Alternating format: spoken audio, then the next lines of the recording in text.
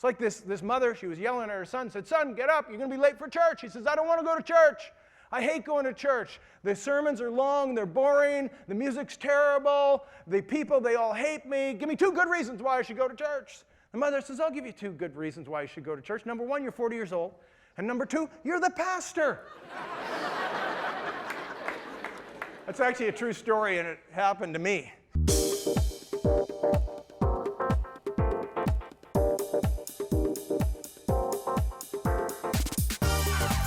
Welcome to Church of the Rock from Winnipeg.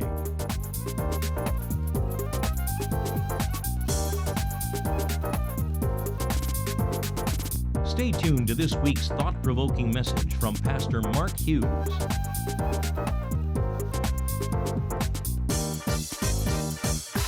This month we're focusing on the family, and last week I preached a message on marriage, and this week I'm going to talk about parenting. My message this morning is this: insanity is hereditary. You get it from your kids. Let me say this about parenting right off the hop, is that parenting is one of the most challenging things you will ever do in your life, but will also produce some of the greatest joys you will ever have if you don't go crazy first.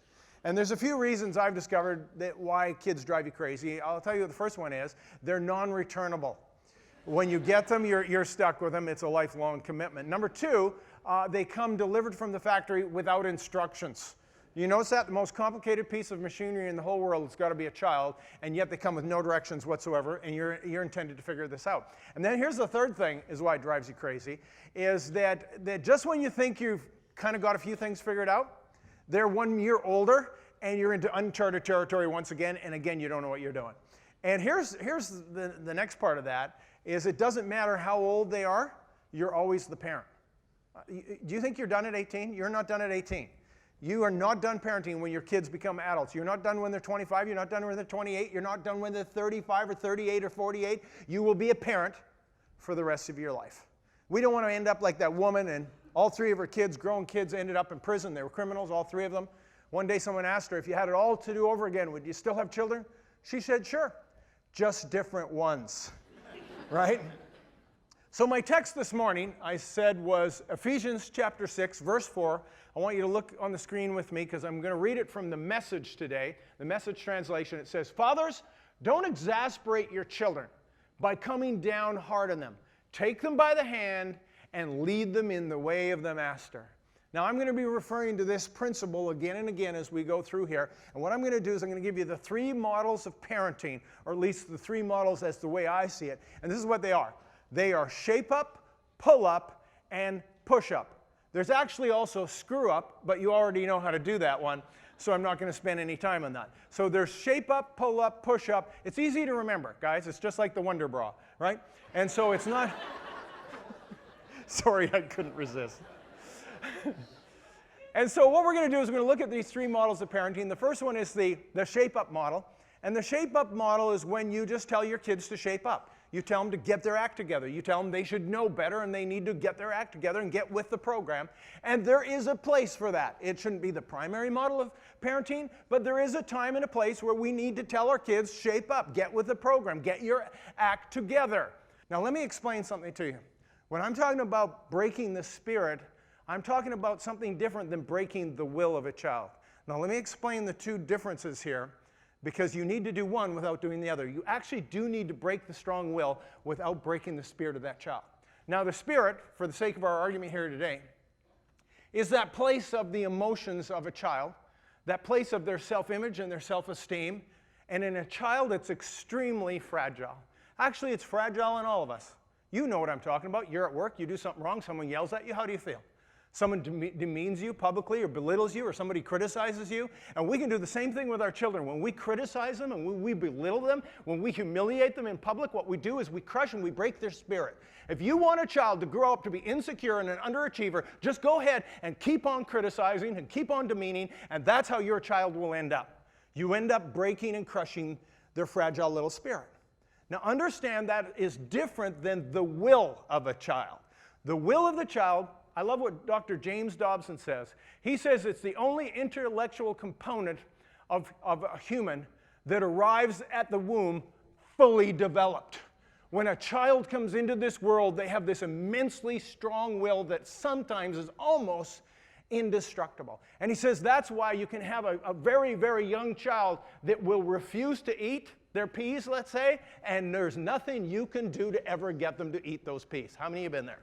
You know what I'm talking about. I have seen kids that had such a strong will that they could hold their breath until they passed out. How many of you can hold your breath till you pass out? Anybody in the room? Why are people putting up their hands? That's just weird. When did you even try that? Nevertheless, that's how strong the will of a child is. I read this story the other day. You're not going to believe it. True story. I'm going to tell you anyway. There's this mother. She's trying to feed their son. Their son is one of these strong-willed child, and he won't eat whatever the dinner was. Wouldn't eat it. And so she'd been reading this modern pop psychology parenting book that what you need to do to raise your kids is give them whatever they want. So she says to her son, well, if you don't want this, what do you want? He says, I want to eat a garden worm. And so she turned to her husband and said, honey, can you run to the garden and dig up a worm? So he goes to the garden, digs up a worm. At first, this was amusing, right? And they go and they dig up the worm, they bring the worm, they stick it on the kid's plate. They said, now what's wrong? He says, I want it cooked. So she took the worm, put it in the frying pan, cooked up the worm, put it back on his plate. Still wouldn't eat it. She says, now what's wrong? I want Daddy to eat half first. So the father reluctantly ate half of the worm, and then he still wouldn't eat. And so they said, what's wrong now? Daddy ate the half I wanted. Now here's what you need to understand. That is not how you parent. We will sometimes have a child. Well, let me ask you this. How many of you have a child that you would call a strong-willed child? How many of you in the room? Lots of hands going up. The rest of you, you should get one. Because it will develop so much character in you, you wouldn't believe it. It's such a great experience. But a strong-willed child is just unique from other children. I've told you, I had 3 kids. One of them was a strong-willed child. And I just can't tell you what a challenge the strong-willed child was. I mean, you've heard me tell stories about her. She was the one that wouldn't go to bed when we put her to bed. She was the one who escaped from her crib. She was the one who used to escape from the house and run down the street naked. Now, fortunately, she is now outgrown that phase, which I'm grateful for. But we had to deal with this. So I had this strong-willed child that was just willfully defiant from the time she was born, and I had to reel her in, and I made it my life's mission to do that. And Kathy would say, Mark, how far are you going to go? I said, I'm 33, she's 3, I am going to win this battle, which was not always the case. Now let me explain something to you about in our family. We did a little bit of spanking in our family. Not a lot, but a little bit. And what we did was and different children were different. We had one child we never spanked, not even once. All I had to do was raise an eyebrow and she began to cry, problem solved. We had another child that we spanked twice on the same day within 5 minutes. And this is what happened. He was about, I don't remember, whatever age, 1.5 years or whenever your full set of teeth come in. We had them over at some friend's house. They had a child of exactly the same age. We put them on the floor to play. He decided it was a good time to try out the new teeth. He grabbed the other kid's arm and wailed into it, drawing blood. Just wailed into that kid's arm. Now, imagine this scene for a minute. You've been invited over for dinner. One of the kids is bleeding. The kid is screaming. The parents are frantic. You're not sure you're getting dessert. And so what I did was I quietly and calmly picked him up, took him to the other room, administered a prompt spanking, explained to him that you don't bite, and biting is the reason for this spanking. He was crying from the spanking. I tried to connect A and B. Understand, they can't reason. They're not at the age where they can reason. You can't give them a timeout in this situation. What's a timeout? What are you talking about? I don't actually speak English. Goo goo gaga, I speak baby. Right? So I administered the spanking, brought him back into the room. Everything had calmed down. I put him down. He looked around, grabbed the kid's other arm, and wailed into it. Bit him again the second time. I picked him up, took him into the other room, administered the spanking, brought him back. Let me tell you something. He never bit another kid again, and he never got spanked ever again and we never got invited over there for dinner again. Nevertheless, it worked. You see, it worked because what had happened was the punishment and the crime were connected. You see, you have to, if whatever the crime is, the consequences have to somehow be connected in their head. That's where you have to go. So just to explain this a little further then, we have 3 kids. 1 kid we never spanked at all. The other kid got 2 spankings in his entire life. The other child we spanked maybe 9 or 10,000 times. It was just this endless battle. Now, and of course I'm kidding. You understand I'm kidding about 9 or 10,000 times. But it was a matter of trying to bring this child into submission and break the will without breaking the spirit. And it can be done. And you have to be very judicial about how you administer a spanking. It can never be done publicly. It can never be done in anger. It can never be done in frustration. It always has to be connected with, as I said, the crime. And if you think we've ruined this little child, let me tell you, she's grown up into this beautiful, lovely, compassionate, and self-confident woman. So we managed to break this strong will without crushing and breaking her spirit. That's our goal. Let me talk about spanking here just for a moment. I need to give you a caveat on this, because spanking is a very controversial issue today. There are people in this room and that you would not spank and you don't believe in it, and good for you. I'm good with that. There are others in this room, frankly, you should not be spanking because you don't know how to do it. And you're not going to do it right, and you're going to get yourself in trouble, and you have the potential of hurting your kids. Let me tell you something. The Supreme Court has ruled on spanking. Spanking is still legal in Canada.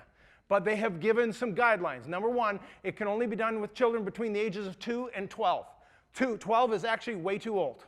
By then you should be into a whole other level of discipline. It probably 2 to age 3 or 4 or 5 or 6 maybe at the most, when they are not able and cannot reason. That's why one would use spanking. Second thing, you may not use an object to spank your children. Number 3, you cannot hit them on the head or on the face. And the last and the final thing, if you leave a mark or a bruise, you are at risk of losing your children.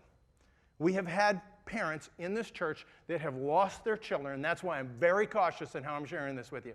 You need to sort this out and figure this out. It can't be done in frustration. It can't be done in anger. It can't be done publicly. You have to be very careful how you administer corporal punishment in the world in which we now live in today. All right? And if you haven't got it clear, if you don't know what you're doing, then don't do it, because you're taking too big of a risk. I'm not going to spend my whole message on this. If you want to know more about it, you need to do some research on it. You need to study. You need to find out what the appropriate way in our culture, in our time, in our day is to administer corporal punishment. I'm just going to leave that with you.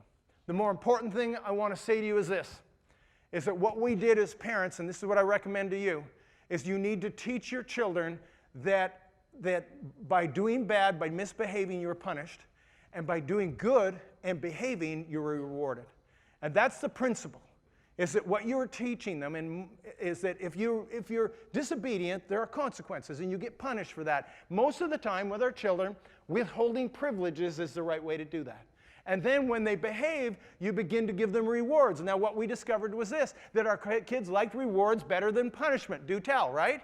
And so consequently, we spent more time rewarding them. You need to reward your kids. You can't just do the punishment side. You need to reward your kids when they do well. And they figure that out real quick, and you hardly spend any time punishing them and most of the time rewarding them.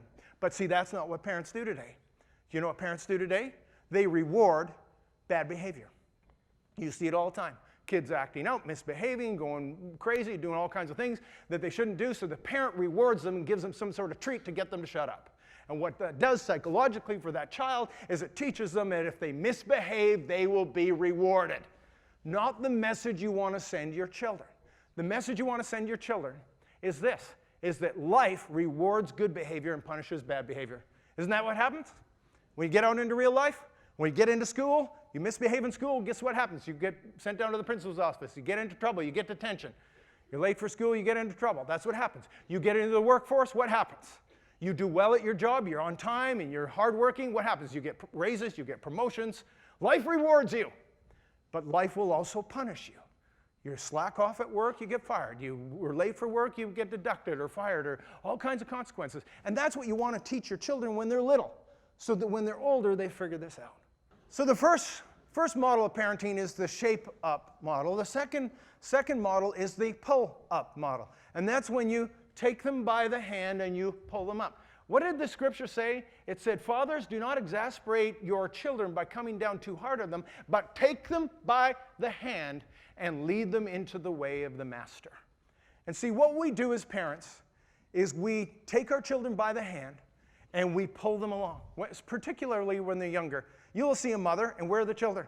Trailing behind her as she's tugging them along. And you have to take them to stuff. You have to take them to their first day of school. You don't sit down with your little 6-year-old and say, so what are we going to do? Are we going to do this school this year or not? It's up to you.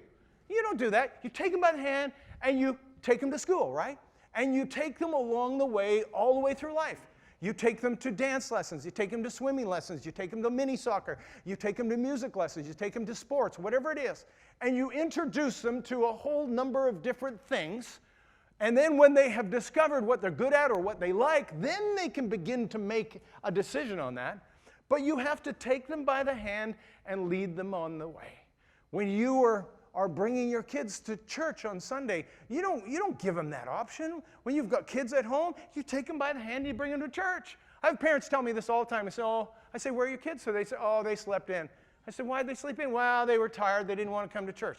Really? You're parenting them? You're giving that option? You give them that option to not go to school too? Why wouldn't you take them by the hand? You see, you have to take them by the hand and lead them on the way. It's like this mother, she was yelling at her son, said, son, get up, you're going to be late for church. He says, I don't want to go to church. I hate going to church. The sermons are long, they're boring, the music's terrible, the people, they all hate me. Give me 2 good reasons why I should go to church. The mother says, I'll give you 2 good reasons why you should go to church. Number 1, you're 40 years old. And number 2, you're the pastor. That's actually a true story, and it happened to me. So this is what the scripture says. You've all heard this one. Train up a child, what? In the way he should go. Proverbs 22. Train up a child in the way he should go, and when he is old, he will not depart. And a lot of times people use that passage to say this. Train up a child in the way he should go, and then when he is old, he will not depart. Or eventually he'll come back to the truth. That's not what that says. It says, train up a child in the way that he should go, and he's not going to depart. That's what it's saying. And the literal translation is this, to initiate one on the beginning of their journey so that they stay on the same path. That's what it's saying. In other words, it's saying you take them by the hand and you take them down the path. And what will happen is they will continue on that path because you have set them in the right direction. I want you to think about Jesus for a moment. Jesus came across his disciples and he said this. He said, follow me and I will make you fishers of men. Or in other words, he took them by the hand and he said, follow me. Who was leading? Jesus or the disciples? Jesus was leading. He was following. They were following him. Follow me. And he took them by the hand. They didn't know where they're going. They were grown men, and he led them by pulling them along, by pulling them up. And so he pulled them along, tried to pull them in the right direction to try to help him to figure out what the right direction was for their life. And that's, even as our kids are getting older, we still need to be pulling them along a little bit from time to time. Let me tell you what the deal was when I was growing up. When I was growing up, when I was a teenager, my father gave me 3 rules. He only gave me 3 rules.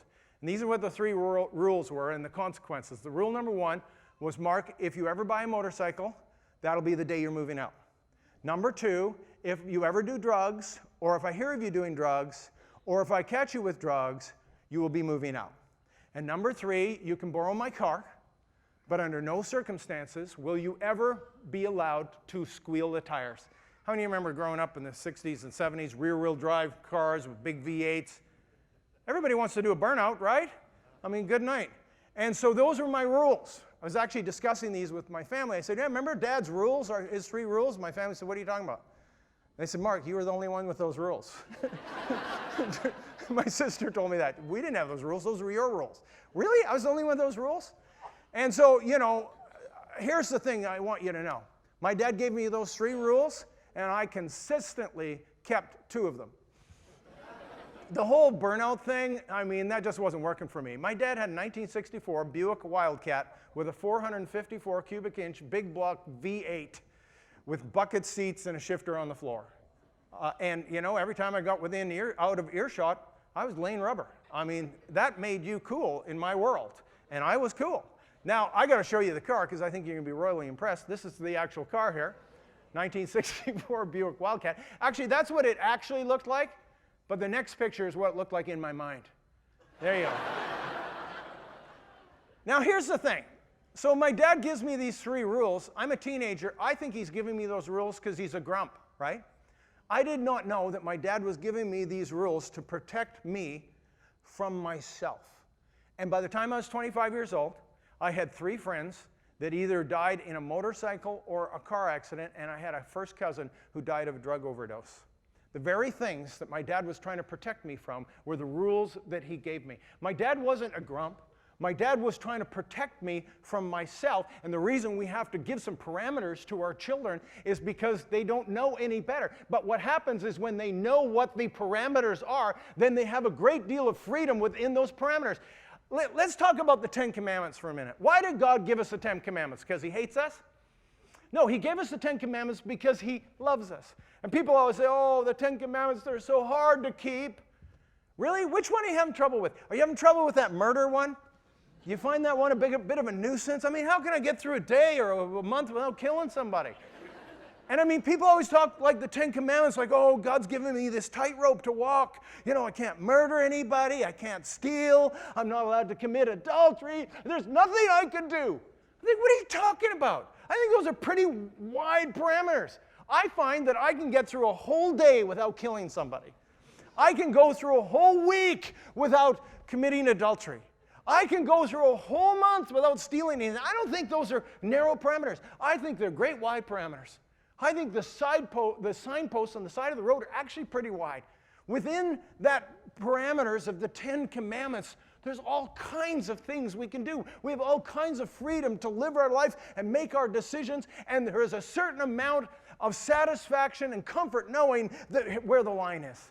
And see, the thing that kids need to know is they need to know where the line is.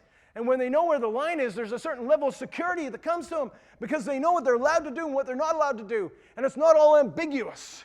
And that's why God parents us that way. And God gives us these parameters. And we can live within those parameters with a great sense of liberty and a great sense of joy. So number 1 model of parenting is the shape-up model. Number 2 is the pull-up. And the last and the final one is the push-up model. And what happens is this. In our journey of parenting, you take a child by the hand and you lead him in the way of the master, as our chapter said, our text said. But at some point, you've got to get out from in front of them and move behind them. Even Jesus did that. Jesus took him by the hand, said, follow me and I'll make you fishers of men. But after 2 years, he was no longer leading them. He now went behind them and started urging them forward. Do you remember? He said, I want to send you out now 2 by 2, and I want you to heal the sick, raise the dead, cleanse the lepers. Freely you have received, freely give. And Jesus now moved from in front of them to behind them. And he began to nudge them forward. When I say push, I don't mean shove. I don't mean aggressively push. I mean talking about supporting and serving and getting behind them and helping them. And Jesus said this, he said, you like these works I do? Because these works and greater works will you do because I'm going to the Father. He said, you're going to do greater miracles than me. And he says, I'm going to be right behind you. Lo, I am with you always. Even unto the end of the age, Jesus said. Jesus was behind them, pushing them, encouraging them, not shoving them, but there, knowing whenever they turned around, there was Jesus supporting them. And see, at some point along your journey with your children, you can't be pulling them along by the ear all the time. You have to get out from in front of them and get behind them and say, I'm here for you, son. I'm here for you, daughter. And encourage them in life and support them in life and help them move forward to become everything that they're meant to be. Who knows better where they should be going than you, and you can nudge them in that direction, but don't shove them. Just sort of push them. And behind every successful athlete, behind every successful politician, person, educator, there's some parents that were encouraging them. Go read the story of the hockey players. Go read about Wayne Gretzky or Jonathan Toews for that matter, and you find these supportive parents that were behind them, helping them and encouraging them to move forward and become everything that they were meant to be. Let me close with one final story here today. And it's the story of Roger Crawford. When Roger Crawford came into this world in 1960, he had a rare disease known as ectrodactylism. It's where your 4 limbs, are actually deformed. And his parents were obviously very surprised when this child came out of the womb and had one withered leg, left leg was completely withered. Right leg had 3 toes on it. Left hand had a thumb and a finger, no hand, no palm to speak of. And the right arm, both of them small arms, had nothing but a thumb on it. And of course, they were very surprised. And after they got over the initial shock, they decided we're going to raise little Roger to be a self-assured, confident young man, and we're not going to treat him like there's something wrong with him, and we're going to tell him that there's nothing in this world that he cannot do. And we're not going to let people give him preferential treatment and treat him like he's some sort of handicapped or disabled person. They wouldn't do that. So he went off to school. Now the poor kid had to hold his pencil like this between his 2, arms and write like this, and everything took him forever. And so the teacher said, well, we'll give him an extra couple of days to get his assignments in. And his father said, no, you won't. He will get his assignments in on time, and if you want to help him, you can give him the assignment early, but you're not giving him an extension because we're not going to baby him, and we're going to help him become everything that he's meant to be. So little Roger would come home after school. The kid's got no hands, and his dad decides to teach him football. He's got him in the backyard. He's throwing him the football. The kid's catching the football like this, and he's teaching football. So he gets into high school, and his father always told him, whatever you set your mind to, you're going to be able to do. So he tries out for the high school football team, and he makes it. Now, no, he's not a receiver. He has no arms, or no hands, rather, and he's got a prosthetic leg. But anyway, he makes the team. He's on defense. And his one goal all through high school was he always wanted to score a touchdown. And, of course, it's going to be hard, right? He's on defense. He's got no hands. It's going to be a bit of a challenge. But one day in one game, a ball got tipped up in the air. He managed to catch it in his arms. He saw the goal line, and he headed for the goal line. He almost made it, and one of the opponents grabbed him by the leg and was about to tackle him. He knew what he needed to do, and he pulled as hard as he could and ripped his leg clear off. And he hopped across the goal line on one leg, touchdown, with a very bewildered young man holding a prosthetic leg on the 10-yard line. By that point, he knew that there was nothing that he couldn't do and no goal that he could not achieve, and that's what his parents had always told him. He was in a sporting goods shop because that's where he liked to hang out, and he saw a tennis racket. And the tennis racket has the bridge in the middle, that Y-shaped bridge, and he jammed his hand or his thumb through that, and he thought, I could make this work.